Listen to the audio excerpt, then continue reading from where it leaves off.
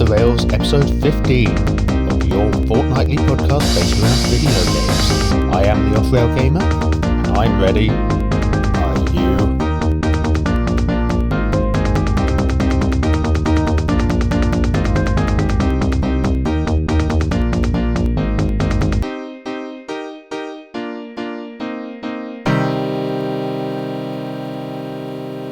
That's right, folks, we've made it all the way to episode 15 of this fortnightly podcast series, and you still haven't been able to shut me up about video games yet. Every week I give you a little bit of waffle on the front of the show, which is this part that I'm doing now. Don't worry, it's only ever about 2 minutes long, but I do cover some important bits here, so I hope you get something out of it. There's no listeners' whispers this week, so we can get to the juicy bit of the podcast a little bit quicker this time. For those of you who don't know, listeners' whispers is the part of the show in which I read out your comments. And that leads me nicely into the first segment, where I plug all my socials. I launched my offrailgamer channel over on YouTube close to 18 months ago now, and in that time I've uploaded more than 100 videos, including a commentary-free playthrough series of a game called Lake.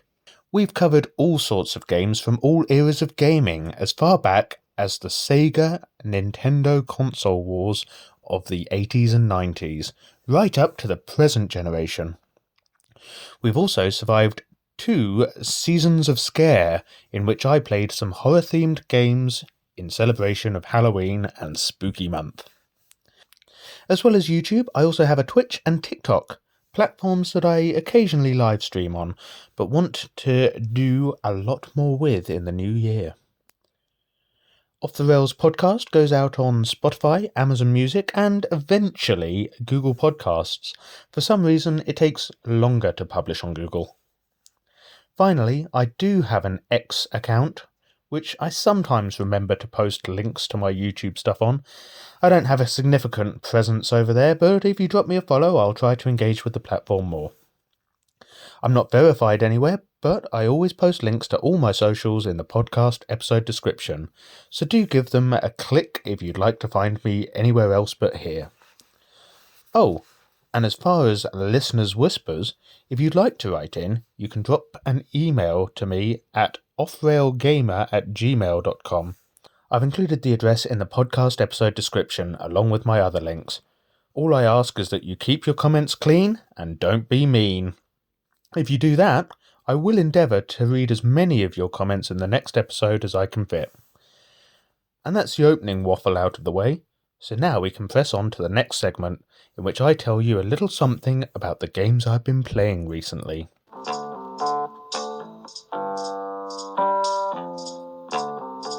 Following our second annual season of Scare, which we wrapped up with some Luigi's Mansion, I stuck to the GameCube and also continued hanging out with the Mario Bros and their friends. But things didn't remain too friendly out on the soccer pitch in Mario Smash Football.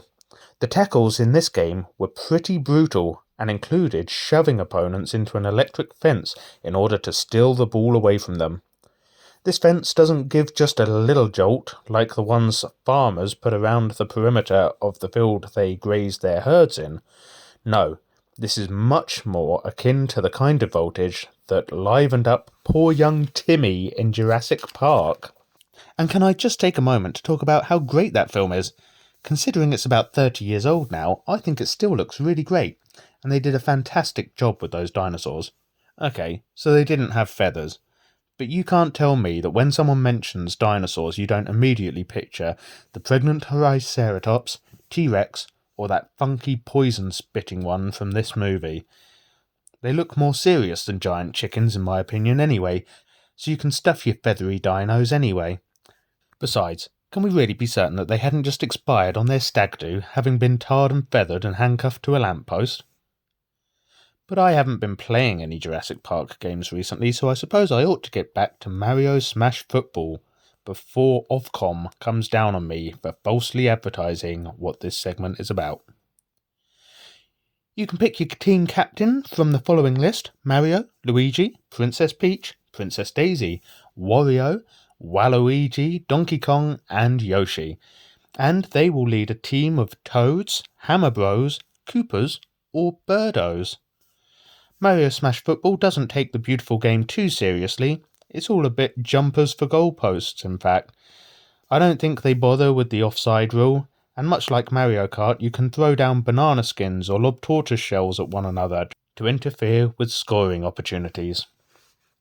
And speaking of scoring opportunities, you can either knock the ball in the back of the net off a simple 1-2 for 1 point, or your captain can power up a special shot, smashing it in for 2. You won't see play like that even at the Camp Nou. Next on the channel, I fired up the PS1, if you'll forgive the pun, and played some Spyro the Dragon. I'd never played a Spyro game before, but I can tell you that it was really good fun, although it will bring out the collector in you as you hunt through each level in search of every gem, even after you've located and freed all the dragons. Before you head over and watch this video though, I must warn you that you will see some bare bums. That's bare as in disrobed, rather than bare as in Winnie the Pooh or Yogi, as some of the enemies in the game drop trow to show you the full moon. The cheeky so-and-sos. Very cheeky. I did play some other games with the intention of putting them up on the channel, but as the capture unfortunately corrupted, I will talk about them now. I will try to record them again and upload them in the future. On PS2, I took a look at Jackass the video game, Ape Escape, and Judge Dredd, Dredd vs. Death. That last title was recommended by Lawrence in South Shields in a previous Listener's Whispers. I hadn't played an Ape Escape game in close to 20 years, so I was really hit with some nostalgia by this one. The apes have escaped and are running amok. It's your job, armed with a net and a variety of gadgets, to round them up without looking too much like the child catcher from Chitty Chitty Bang Bang. This platform puzzler is good pure fun and a delight to play even after all these years. In Jackass the video game, you have to complete a series of stunts for the show to make enough money to fund the next episode.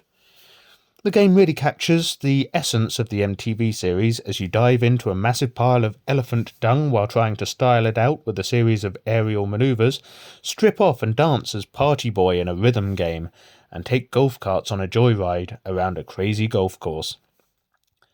I love the Jackass movies and TV show, and I'm not ashamed to admit that this game truly had me laughing out loud at several bits. If you get the chance and love puerile slapstick humour, do look this game out. So then, Dredd vs. Death, and I have to say I approached this game with some trepidation after having experienced the PS1 Judge Dredd on-rail shooter in a previous YouTube video. But you know what? This was an entirely different experience. You march around the city barking orders at civilians and making arrests. I only played around half an hour, which was enough time to complete the tutorial and the first main mission, which sees you hunting down hordes of vampires. Where's Blade when you need him, eh? I had a great time with all these games, so I'm gutted the capture failed on me, but the good news is that it gives me the perfect opportunity to play them again, and hopefully next time you'll get to see them too.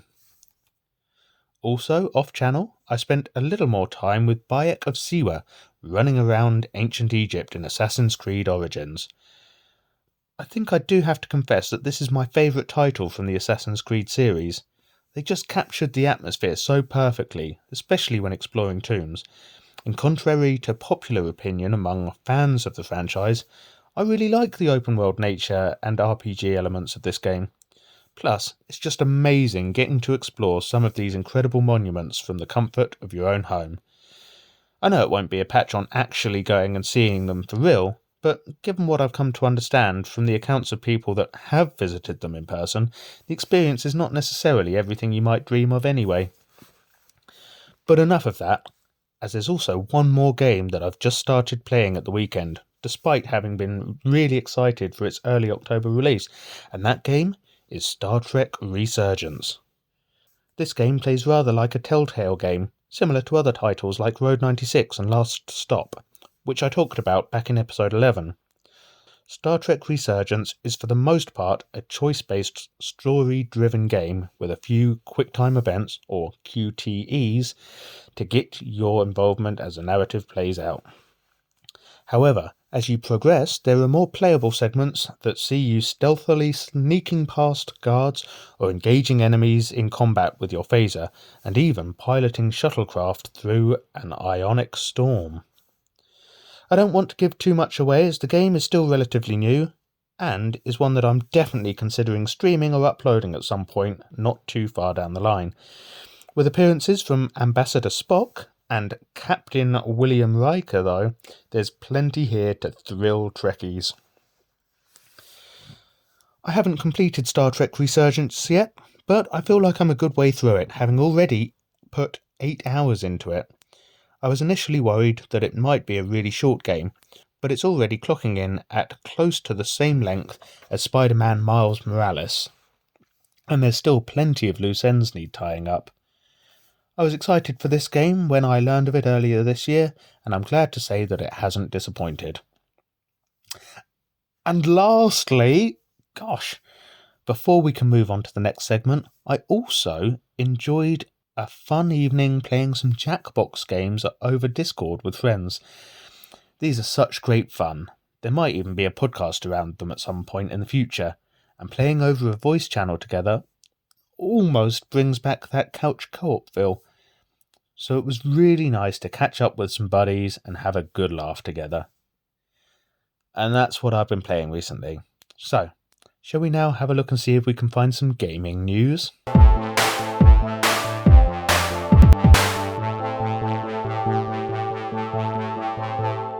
Rockstar have finally announced that fans will get a first official look at the next GTA game in early December, which marks 25 years of Grand Theft Auto, all the way back to the top-down games on the PS1. Can you believe this series is a quarter of a century old? This next game has been a long time coming, which has led to frustration among many in the gaming community, but I, for one, trust Rockstar to take their time on it and deliver something truly worth the wait. Nevertheless, news of this first look is very exciting, and I am eagerly awaiting further details. I've linked this article, along with all others referenced in this segment, in the podcast episode description. Now, I actually came across this next story a couple of weeks ago, but you may have missed it, and I think it's pretty interesting, so here we go. It is believed that one of the next Assassin's Creed games could take players into the future. AC 2099, or AC Red, as it's also being named at the moment, could take us forward in time rather than back in time, as with all other installments to date. This is being speculated after a data miner discovered unused audio talking about the 21st century and William Miles as being ancient history. I can't see that this has been substantiated by Ubisoft anywhere, but you can follow the link to read up more about this for yourself. And, yet again, there wasn't too much in the way of gaming news this week, so I thought I'd throw in some more on this day. Video game history. So, on November 16th, 1986, Rambo First Blood Part 2 released in Japan on the Sega Master System. In 1995, Doom dropped on the PlayStation in the United States, and Virtua Cop released on the Sega Saturn that same day in the States. On 16th of November 1998, EA secured an 8-year exclusive World Soccer license, including FIFA and Euro Cups. In 1999, the US saw the release of NBA Showtime NBA on NBC, which, by the way, is a great game and one that I have to do a video on soon. And in 2001, the UK got a Windows release of Legacy of Kain Soul Reaver 2. That was the same day that Belgium and the Netherlands got Crash Bandicoot The Wrath of Cortex on the PS2. And lastly, on 16th of November 2007, the UK got the Xbox 360 release of Beowulf the Game. How exciting! That's all the gaming-related news, and indeed old, I could pull together this week, so how about we move on to the main part of the show.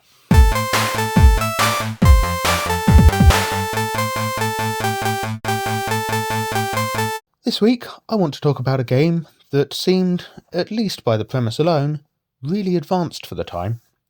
Now, I understand there's some disagreement among gamers as to whether this game met expectations, but it's one that I still return to from time to time, and I still get plenty of enjoyment out of it. So let's have a few clues for you to guess which game I'm talking about, and then I'll let you know and we can talk about it. Or I can, at least. That's my job here, after all. This 2008 game was developed by Maxis and published by Electronic Arts. It plays as a life simulation real-time strategy god game. If you haven't got it yet, this last clue is sure to give it away. In this game, you oversee and control the evolution of a species from microscopic cells through its discovery of civilization and ultimately interstellar travel. And now that I've told you all about the game, I don't suppose there's much more I can say about Spore, is there? Short episode this week. I'll catch you next time. Not really, of course. We still have so much to talk about. You didn't think I'd let you off that lightly, did you? So, in Spore, you start off in the microscopic cellular stage, floating about in what I can only assume is primordial soup. But how did you get there? Well, just before you start playing, we see an asteroid crash into the planet's ocean, which kickstarts life in a variety of different forms.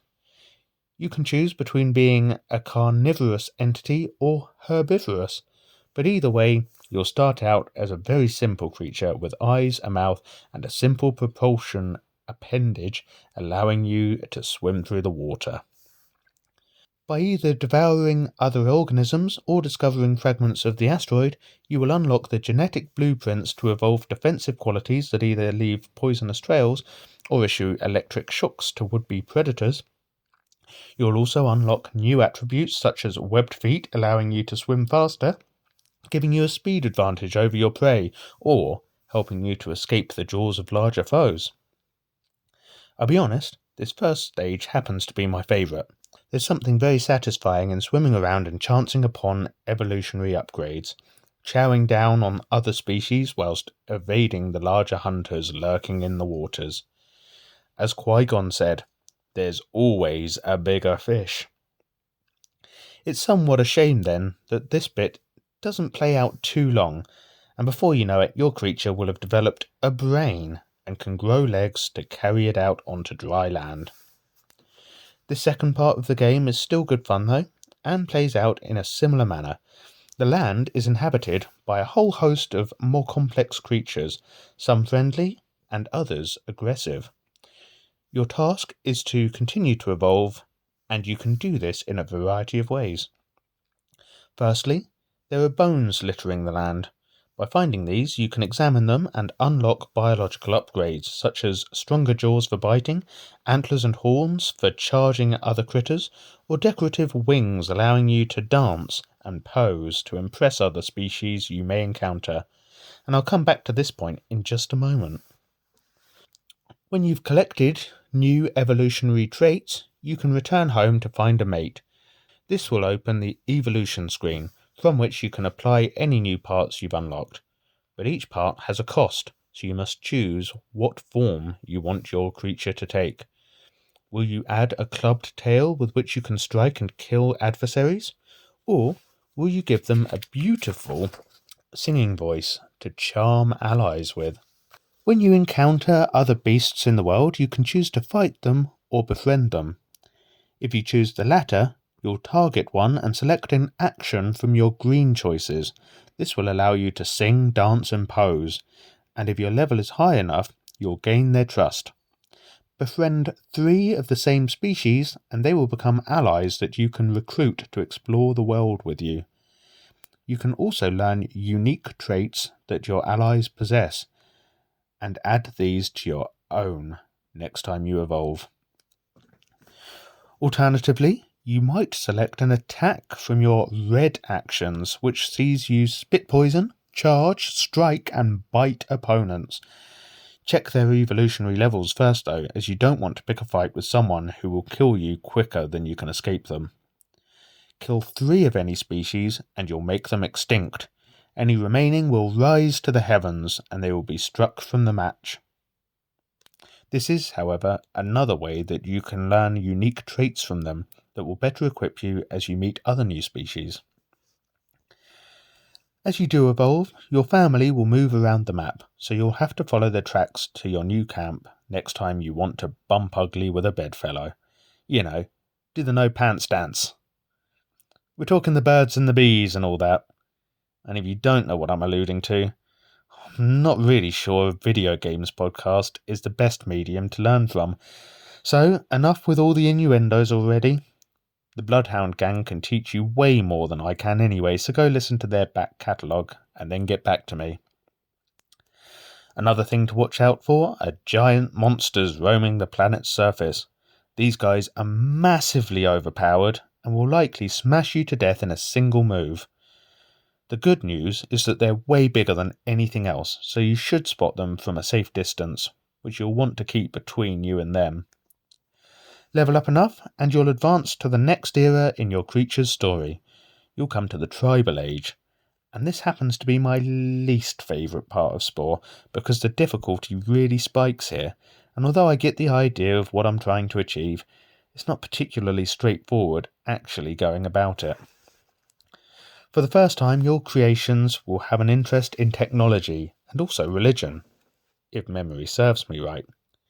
You'll stockpile weapons that you can take up against rival tribes. You're also required to harvest and store food, and I think there may be an opportunity to cultivate vegetation and develop agriculture. Correct me if I'm mistaken on that though. As I say, this is my least favourite part of the game, and the bit I often skip. But I'm not totally ignorant of the tribal era. One of the most frustrating aspects is when you're happily off harvesting fruit from nearby trees when a neighbouring tribe decides to raid your camp, setting you back centuries technologically speaking. So, you choose to retaliate, but while your attention's turned towards your latest foe, another tribe decides to have a pop, and all of a sudden, all of your rations have been stolen away. I badmouth the tribal era, but I do appreciate how well this represents the trials and challenges that our ancestors would have faced. Also, one of the odd things I think you can ultimately do here is create vehicles that you can travel around in, although in fairness, I can't remember if civilization is a separate era that you can reach by advancing from the tribal era. It takes quite a while to get this far, and I've only done so once or twice. Effectively, though, you're designing something akin to a tank, and you might also be able to build marvellous flying machines from which you can drop bombs on those that have wronged you, specifically targeting their factories. I really might be making things up now, though, so perhaps take what I'm saying with a pinch of salt until you get a chance to verify or falsify it for yourself.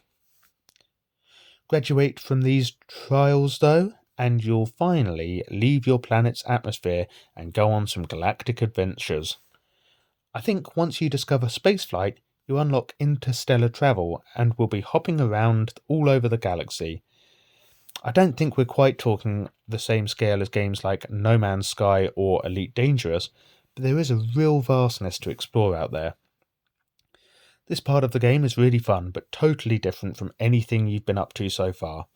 Rather than free roaming and interacting with other creatures that you stumble across whilst trying to manage food and resources for the betterment of yourself and your own kind, this part is much more story-driven and kind of linear.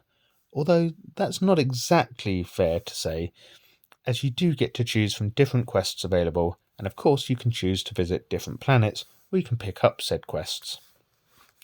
These range from courier services, either going and picking up objects and bringing them back to the initiator, or indeed taking parcels to deliver somewhere many light years away. It's almost like working for Planet Express. You know, I really liked Futurama, but rather than forcing in some diversion to cartoon sitcoms, which we really don't have time for, we'll have a little think about some of the other missions you can pick up instead. I think you can pick up bounties, Not the chocolate-covered coconut bars, but think more Dog the Bounty Hunter. Again, another great show that I always used to watch with my housemates as a student. But this is not the time to talk about that. Anyway, you find out about someone or something kicking off and causing trouble somewhere out there, and it's your job to go and sort them out. I don't know if there's an end to Spore, or if you just carry on picking up tasks from people indefinitely. I guess the missions will eventually dry up, or maybe you can make it to the centre of the galaxy to finish up. That certainly rings a bell, but I honestly couldn't tell you if I'm getting muddled with No Man's Sky. I think it's Spore. So how can I sum everything up? Spore is a great little game that really was ahead of the times when it released, at least in my opinion. I think some gamers back in the day felt that Spore didn't quite deliver on everything that had been promised by the developers, but I always felt it lived up to my expectations. I mean, it must be pretty good if I'm still playing and talking about it some 15, nearly 16 years later. Sure, some elements may play better than others, and I have always felt that the bit in the middle where your creations find civilization, it kinda drags a bit. But it starts on a high and ends on a high, and for my money, it's still just as fun today as it ever was. So what do you think about Spore? Does it still hold up? Was it always a disappointment? Why not share your opinion with me in an email to offrailgamer@gmail.com, and if you follow the golden rule, I just might read it out in 2 weeks' time. Say it with me now. Keep it clean and don't be mean. We're looking at PS2 Sonic Gems Collection on YouTube this Saturday at 10 AM UK time. That's daylight savings time, I should add. Otherwise, I'll be back here in 2 weeks' time with Off the Rails episode 16. So until we meet again, bye!